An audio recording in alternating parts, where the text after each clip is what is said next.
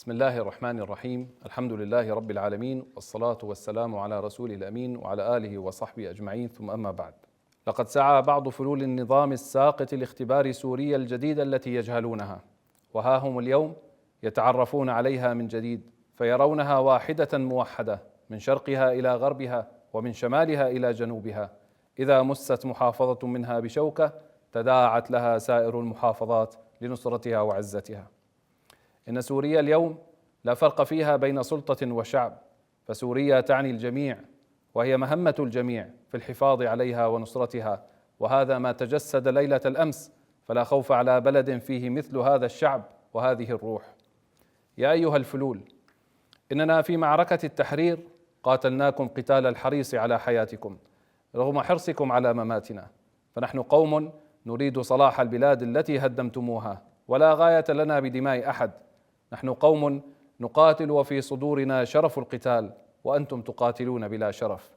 وليس بالغريب عنكم ما فعلتموه، فقد أوغلتم بالدم السوري خلال عقود من الزمن، ولا زلتم على نفس نهجكم رغم تغليبنا لحالة العفو تجنبا من الوقوع بمثل هذا المشهد. وإني لأجزم بجهلكم بما نقول، ولكن ما على الرسول إلا البلاغ. إنكم بفعلكم الشنيع بقتل من يحمي سوريا ويسهر لخدمتها واقتحام المشافي وترويع الآمنين قد اعتديتم على كل السوريين، وإنكم بهذا قد اقترفتم ذنبا عظيما لا يغتفر، وقد جاءكم الرد الذي لا صبر لكم عليه، فبادروا إلى تسليم سلاحكم وأنفسكم قبل فوات الأوان. أيها السوريون، قد رأى العالم لهفتكم على بلدكم وحبكم لها وشعور الانتماء إليها، وهذا ما يليق بكم وبأصلكم، فبغير هذا الحب لا تبنى الأوطان.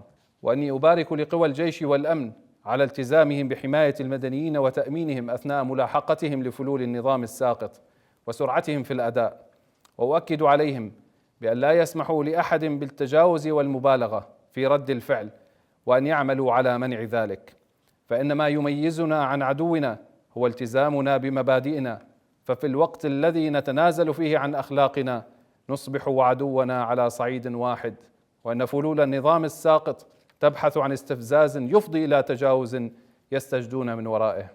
وأذكركم بأن الله قد جعل منزلة الأسير بمنزلة اليتيم والمسكين، ويطعمون الطعام على حبه مسكينا ويتيما وأسيرا، فقد جعله في موضع الإحسان والشفقة، فلا ينبغي إهانة الأسير ولا تعريضه للضرب، فإن ذلك مناف لأمر الله ثم لقانون البلاد.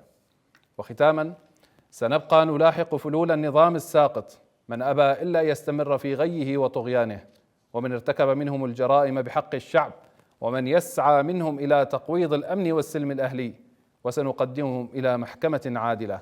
وسنستمر بحصر السلاح بيد الدولة، ولن يبقى سلاح منفلت في سوريا بإذن الله، وسيحاسب حسابا شديدا كل من يتجاوز على المدنيين العزل ويأخذ أقواما بجريرة أقوام، فإن أهلنا في الساحل في مناطق الاشتباك جزء من مسؤوليتنا، والواجب علينا حمايتهم وإنقاذهم من شرور عصابات النظام الساقط. ورغم ما تعرضنا له من غدر، فإن الدولة ستبقى ضامنة للسلم الأهلي ولن تسمح بالمساس به على الإطلاق. وأطالب جميع القوى التي التحقت بمواقع الاشتباك بالانصياع الكامل للقادة العسكريين والأمنيين هناك، وأن يتم على الفور إخلاء المواقع لضبط التجاوزات الحاصلة، وليتسنى للقوى الأمنية والعسكرية إكمال عملهم على أتم وجه. سوريا سارت إلى الأمام ولن تعود خطوة واحدة للوراء، فاطمئنوا عليها، فهي بحفظ الله ورعايته. الرحمة للشهداء، وأسأل الله أن يتقبلهم في هذا الشهر الكريم، والحمد لله رب العالمين، والسلام عليكم ورحمة الله وبركاته.